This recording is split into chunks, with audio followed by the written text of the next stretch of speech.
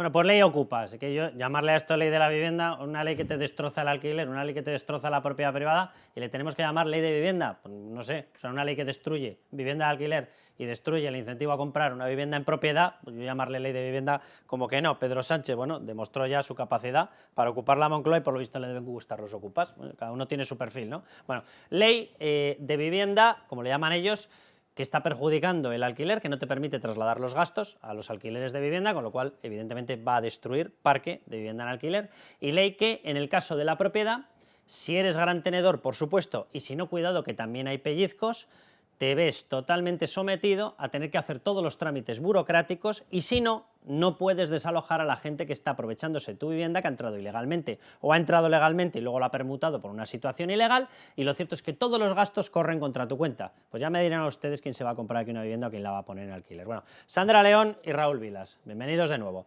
Dejadme que veamos a Pedro Sánchez defendiendo su norma. Él la defiende como una ley pro vivienda. Por construir un parque de vivienda pública semejante al de los países europeos avanzados, para que, de un lado, podamos aumentar las oportunidades de nuestros jóvenes a la hora de poder emanciparse a edades más tempranas y, de otro lado, contener, porque estamos aumentando la oferta de vivienda con viviendas públicas, contener, como he dicho antes, el disparado y disparatado precio de la vivienda que sufren nuestros conciudadanos.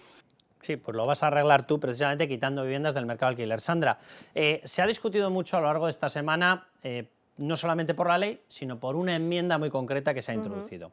Y en esa enmienda se realiza una diferenciación entre persona vulnerable y no vulnerable. Por resumirlo de alguna manera, si quien te entra es una persona que no es millonario y que evidentemente puede declarar o puede demostrar que es vulnerable porque se ha marchado de casa sin los recursos, porque se ha quedado en el paro, que sí, que me da mucha pena, pero evidentemente no es la responsabilidad del propietario de la casa, y se te mete una persona que entra en situación de vulnerabilidad, ¿cuál es la capacidad de defensa real de un propietario frente a esa persona que o era ya ocupa en el momento de entrar porque entra ilegalmente o entra como alquilado y luego se convierte en ocupa? Pues que se siente a esperar. Es Básicamente. lo que podemos decir, porque efectivamente aquí hay un problema con la ocupación, lo quieran o no lo quieran ver, y es que todos los propietarios que sufren desgraciadamente esta lacra tardan ya de por sí muchísimo tiempo en echar a los ocupas, pero es que con esta ley lo que van es a tardar muchísimo más. Y además esto que se ha discutido, que si es así, que si no es así, que si se está exagerando, yo sin que sirva de precedente, Carlos, voy a pedir a los espectadores que lean el diario El País. Porque yo el otro día me sorprendía y decía, bueno, todavía hay gente que está defendiendo lo indefendible. Te van a querer mal, ¿eh? No, pero espera. Que defienden lo indefendible, ¿no? Que es que esta ley no es un chollo para los ocupas. Y leía un titular del País que era ni chollo para los ocupas, ni no sé cuál era la segunda parte de la premisa, ¿no? Pero bueno, venía a decir que esto no era como se estaba vendiendo desde la derecha. Y yo decía, bueno, lo voy a leer, a lo mejor me descubren algo que no sé y de repente, bueno, pues se me ha escapado algo. Y cuando lo lees, es exactamente lo que estamos contando, que al final todo se complica para el propietario. Sea o no usted un gran tenedor, si se le mete un ocupa en casa, va a tener que demostrar que el ocupa utiliza esa vivienda como una vivienda habitual. ¿Qué sentido tiene esto? No lo sé, pero ya de por sí va a tener que gastar tiempo y dinero en demostrarlo. Y además que usted no es un gran tenedor. Tiene que ir al registro, que le hagan un informe con sus propiedades, que eso también cuesta, insisto, tiempo y dinero. Y luego ya, si es gran tenedor, pues prepárese, porque entonces si es gran tenedor, que es tener 10 viviendas, o en zonas tensionadas, con 5 ya se considera un gran tenedor. ¿Qué son zonas tensionadas?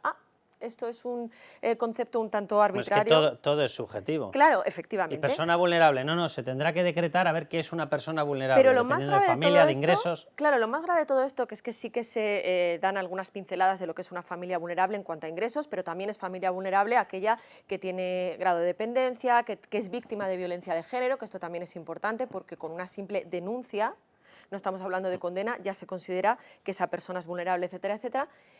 Es que el gran propietario va a tener que demostrar si esa persona es o no vulnerable. O sea, es que invertimos ya los papeles. Ya no es que el que se ocupa diga, oiga, no, es que yo voy a demostrar que soy vulnerable y que no me puedo echar. Es que ahora es el propietario el que tiene que buscar y moverse para conseguir ese informe. Raúl, en los países serios se supone que el propietario lo que tiene que demostrar es que es propietario. Claro. Y a partir de ahí, largo. O sea, persona que te ha entrado en la casa, largo. O sea, si usted es vulnerable, de maravilla, pues que la administración se encargue. Pero no es mi responsabilidad. He pagado mis impuestos, he pagado mi casa. Ahora, ¿qué tengo que hacer? ¿De coche escoba? ocupa también. Claro, el derecho a la propiedad no puede estar condicionado a ninguna norma absolutamente arbitraria y discrecional, que ese margen de discrecionalidad que estaba explicando ahora Sandra es lo que hace que esta sea una ley que legaliza de facto la ocupación.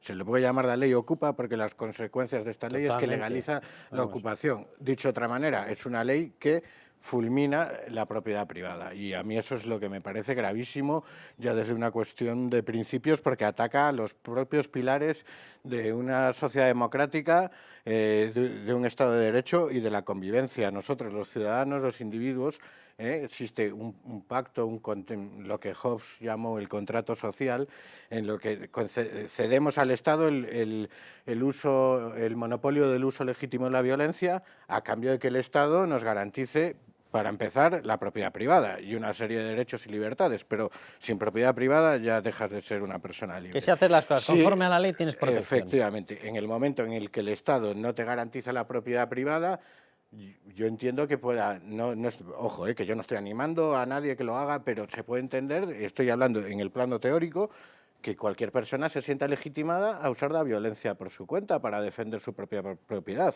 porque es que el Estado está quebrantando ese contrato social, ese pacto que existe entre los ciudadanos y el Estado. Está bien, nosotros admitimos que tú tienes la autoridad, tienes el uso de la violencia, pagamos impuestos, pero a cambio exigimos que se nos garantice una serie de derechos, y todo comienza por la propiedad privada. Si desaparece la propiedad privada, yo entiendo que desaparece que no hay premio al esfuerzo. Una sociedad libre, democrática, y se pone en grave riesgo la convivencia. Bueno, Yone Belarra, que comanda un grupo político que no se caracteriza por el esfuerzo ni por haber hecho lo suficiente para ahorrar. Claro, no me extraña que tenga esos intereses. Yone Belarra está eufórica.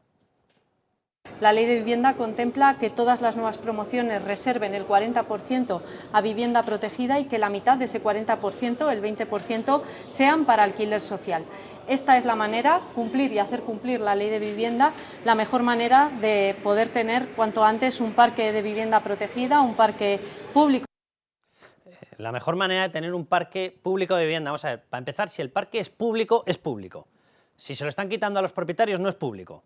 Es un parque privado robado. No es público, no es público. Si ustedes quieren hacer viviendas, oiga, ya nos roban suficientes impuestos. ¿Quieren destinar algo a vivienda social? Pues háganlo. Pero es que después de habernos robado en un saqueo fiscal tremendo los impuestos, resulta que ahora nos roban las viviendas que hemos conseguido ahorrar y que hemos conseguido pagar. Y a eso encima lo pretenden llamar vivienda pública, que es de verdad que es de traca. Pero vamos al paso 2. Señora Belarra, si usted resulta que genera un sistema por el cual no se pueden trasladar los gastos del crédito hipotecario, gastos de la inflación, gastos de comunidad, no se pueden trasladar y te obligan a tener pérdidas en el alquiler, ¿quién va a sacar su vivienda al alquiler? ¿Quién? Usted seguro que no, usted seguro que no tampoco. Su compañero Juan Carlos Monedero seguro que tampoco, porque se mira más el dinero que ningún otro. ¿Quién lo va a sacar? No lo va a sacar absolutamente nadie. Pero vamos a una cuestión que indicaba antes Sandra León. Esta es la famosa enmienda en la que ellos ponen en duda que se haya defendido a los ocupas y se haya destrozado a los propietarios. Bueno, pues vayan directamente a uno de los párrafos. Atención, esto es lo que ocurre cuando vas a reclamar el dinero que te deben. Bien. Si el inmueble objeto de las mismas constituye vivienda habitual de la persona ocupante, ¿qué ocurre? Empieza toda una retahíla de requisitos burocráticos que los tiene que llevar el propietario y que impiden y retardan la expulsión del ocupa o inquiocupa, me da lo mismo. En el momento que pasas a no pagar, estás en situación de ocupa. Y si de veras estás en una posición vulnerable, tendrá que hacerse cargo los servicios sociales, no el pobre particular. ¿Vale? Pues punto 1, atención, fíjense porque esta letra no determina si eres gran tenedor o pequeño tenedor, si tienes 5 inmuebles o no los tienes, ni tan siquiera habla de si la persona es vulnerable. Directamente, si la persona que te ha entrado y lo ocupa, resulta que es que considera ya eso su vivienda, no, si le parece ha entrado de excursión, pues evidentemente si se implanta es su vivienda. Y si es su vivienda, cuidado porque ya empieza toda la retahíla de obstáculos para que los pulses, ¿vale? Y vámonos a otro de los puntos. En el caso de que la parte demandante tenga la condición de gran tenedor, aquí sí que es para personas con 5 o personas jurídicas con 5 inmuebles, si la parte demandada se encuentra o no en situación de vulnerabilidad económica. Es decir, aquí ya vamos para bingo. Si tienes 1 o 2 viviendas y resulta que el ocupa se ha quedado a vivir, caso que debe afectar al 99%, yo es que veo a pocos pasando de vacaciones o pasando de excursión por un piso, automáticamente ya tienes problemas. Pero si eres gran tenedor, encima un segundo requisito. Si lo declaramos persona vulnerable, hombre, vamos a ver, si se ha metido en la casa me da que Ana Patricia Botín no va a ser. Entonces seguro que tiene alguna dificultad económica y si tiene dificultad económica pasa a ser responsabilidad del propietario. Bueno, y ahora déjenme que veamos, porque hay gente que está devaluando este problema. Dice, no, es que casi no hay denuncias en España, que casi no hay denuncias en España. Pues menos mal. Este es el nivel de cómo se ha incrementado años 7, 18, año 17, 18, 19, 20, 21 y 22, cómo se ha ido incrementando. Es verdad que hay una pequeña bajada desde el 21 al 22, las denuncias por ocupación. ¿Qué es lo que está diciendo la policía? Y ahora vamos a hablar con un policía. ¿Qué es lo que está diciendo la policía con respecto a esta bajada? Que en estos momentos es tan escasa la protección a la persona que pasa por el sistema, que denuncia la ocupación, que hay mucha gente que lo que está optando es por no denunciarlo y pasar directamente a un desocupa, a una empresa privada, a buscarse soluciones alternativas, por decirlo de alguna manera. Claro, ¿esto es lo bueno? No. Lo bueno sería que el propietario tuviese toda la protección porque lo ha pagado. Artículo 33 de la Constitución, lo ha pagado, con su esfuerzo, con su sacrificio, y si lo has pagado es tuyo, punto final. Y a partir de que una persona es vulnerable, pues que se encarguen los servicios sociales, que para algo los pagamos, y si no es vulnerable, fuera de mi casa, pero ni 24 ni 12 horas, o sea, 12 minutos. Se presenta una patrulla y lo echa, punto final, y si no, no existe un Estado de Derecho. Esto es lo que está ocurriendo, pero atención además, porque incluso con este nivel que hablamos de 16.700 denuncias, estamos hablando de 46 denuncias por día. 46 denuncias por día, y la gente de Podemos y del Partido Socialista dice, no, no es un problema galopante. Pues si ocurriese esto con otro tipo de delito, lo que estaríamos escuchando.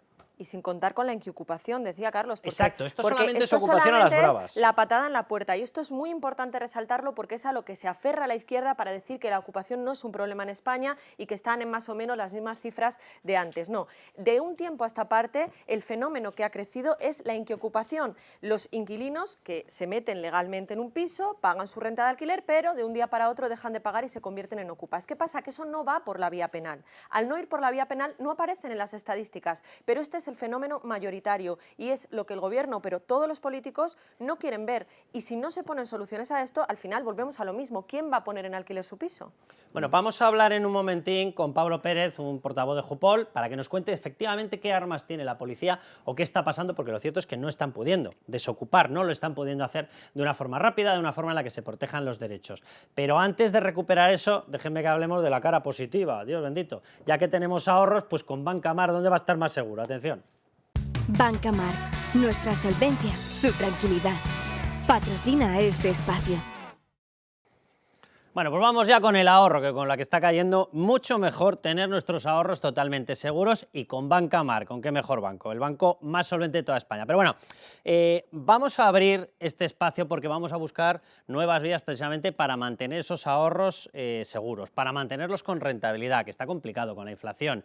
Vamos a hablarlo efectivamente con Banca Mar y vamos a hablar de consejos pata negra, puramente pata negra, con Pedro Sastre, gerente de estrategia de mercados de Banca Mar. Muy buenas noches, Pedro. Primera pregunta que te voy a hacer. Bueno, hemos vuelto a tener un susto. Por desgracia estamos de sustos continuos. Susto bancario, el First Republic en la bolsa de Nueva York. Si no me equivoco, deben ir ya 3, 4 los capítulos que tenemos ya con problemas en Estados Unidos, en Europa. Bueno, yo no sé si nos puedes indicar si hemos pasado ya lo peor. Estamos en un punto de inflexión. ¿En qué fase estamos, Pedro? ¿Cómo estás, Carlos? Pues efectivamente pensamos que hemos podido pasar lo peor.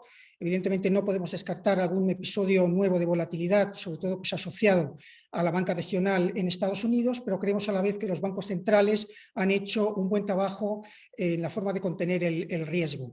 La cifra total de depósitos pues, está bajando, pero no es ya por la fuga de depósitos. La fuga de depósitos se ha detenido y lo que sí que estamos observando es un trasvase de parte de estos depósitos hacia otro tipo de activos pues, que generen una mayor rentabilidad. Dicho esto, pues nosotros en Bolsa nos mantenemos favorables con el sector financiero. Pensamos que el actual escenario de tipos de interés al alza es positivo para el sector, si bien estamos atentos a la posible ralentización de la economía que traiga como efecto negativo un incremento en los niveles de morosidad y una baja en las tasas de préstamo. En cualquier caso, y como líderes en solvencia que somos, pues nos congratula decir que la banca europea es nuestro sector favorito dentro del sector financiero, es un sector altamente capitalizado, con alta capacidad de generación de buenos beneficios y con alta capacidad de rentabilidad de dividendo. Vale, perfecto. Entonces, bueno, esa firmeza, esa fortaleza que está teniendo, ese aguante de nuestro sistema financiero, lo hemos comprobado estos días que ha comenzado la presentación de resultados del primer trimestre del año. De las cifras empresariales que ya conocemos, ¿qué conclusiones se pueden sacar y, sobre todo, qué efectos pueden tener en bolsa? Efectos de nuestro ahorro, claro. Nosotros seguíamos ya siendo cautos en los últimos trimestres con la temporada de resultados empresariales y parece que ahora nos vuelven a dar la razón. Si nos atenemos al Standard & Poor's, que es el índice más representativo de la bolsa estadounidense, hasta la fecha han publicado 1/3 de las compañías y hasta ahora pues, han dado 2 trimestres consecutivos de caída de beneficios y el nivel más bajo de ventas desde el tercer trimestre del 2020. Por lo tanto, seguimos cautos con la generación de beneficios. Por otro lado, las bolsas han tenido un inicio muy positivo de año, probablemente extrapolando pues, una caída en los tipos de interés hacia finales de año que nosotros pues, ahora mismo no vemos. Por lo tanto, tipos de interés todavía altos, generación de beneficios que va un poco a menos y unas bolsas que en conjunto nos parecen caras, pues nos hacen tener una visión prudente con la renta variable a la espera de nuevas oportunidades. Una visión prudente que no quiere decir que estemos fuera de la bolsa, porque por supuesto tenemos sectores preferidos dentro de la misma, en concreto, pues por citar algunos, el sector de cuidados de la salud, el sector de la tecnología y también compañías de infraestructuras ligadas a la transición de autosuficiencia energética y a la ciberseguridad. Mira, Pedro, pues última pregunta. ¿Cómo está afectando a los mercados y al crecimiento mundial la reapertura de China después de la pandemia? ¿Qué es lo que está pasando? Creemos que de una forma pues, muy positiva, ya desde finales de año pasado, cuando el gobierno chino anunció la reapertura total de la economía, pues mantenemos un posicionamiento positivo con el continente asiático en general y con China en particular.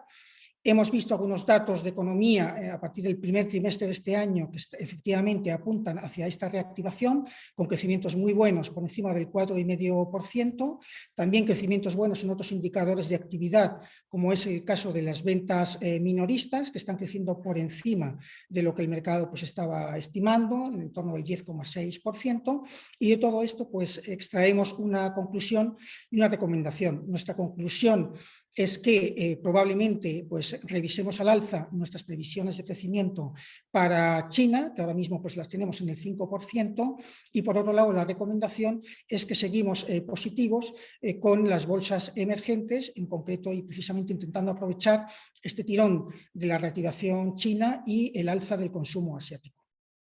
Pues muchas gracias, Pedro, y muchísimas gracias, Banca Mar, por esta sección y por estos consejos. Volvemos con Sandra León y volvemos con Raúl Vilas y volvemos, cómo no, a la otra cara económica, la ley de vivienda, esa ley de destrozo de todo lo que puede suponer la propiedad privada. Volvemos. Banca Marc, nuestra solvencia, su tranquilidad. Ha patrocinado este espacio. Bueno, pues ya estamos de vuelta. Sandra, Raúl, dejadme que vayamos antes con Pablo Pérez, con el portavoz de Jupol, porque quiero preguntarle, Pablo, ¿cómo estás?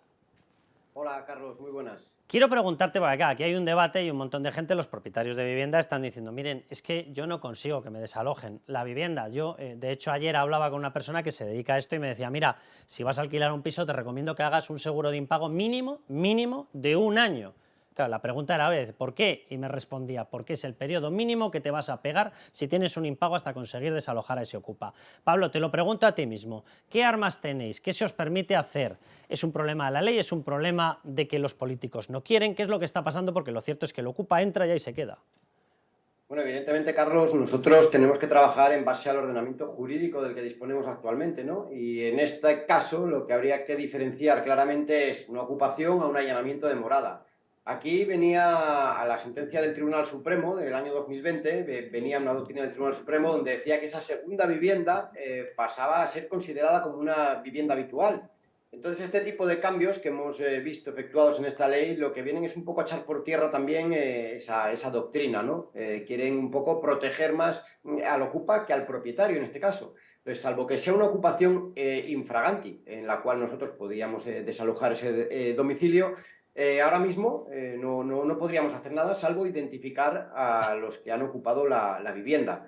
Y según he estado escuchando ahora y según he podido leer y ver parte de lo que es la reforma de esta ley, nos cabe la duda de que si ahora mismo en una ocupación infraganti la policía tendrá que tratar de ver si esa persona es vulnerable o no también, ¿no? Entonces, en este sentido necesitaremos unas órdenes claras de cómo poder intervenir en estas situaciones. O sea, que ya ni infraganti, claro, porque el concepto infraganti es según te pillo, según te echo. Si os tenéis que poner a comprobar si es vulnerable, según te pillo, según me espero.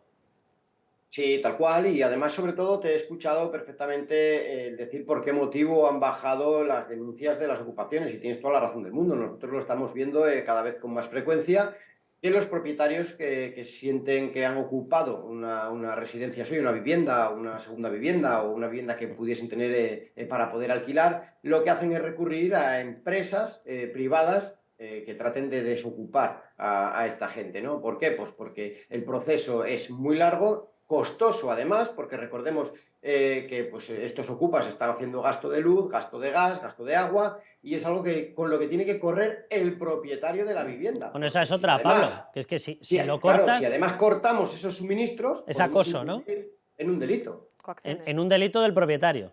Efectivamente, del Porque has propietario, osado si les corta la luz, el agua o el gas, podría incurrir en un delito de coacciones.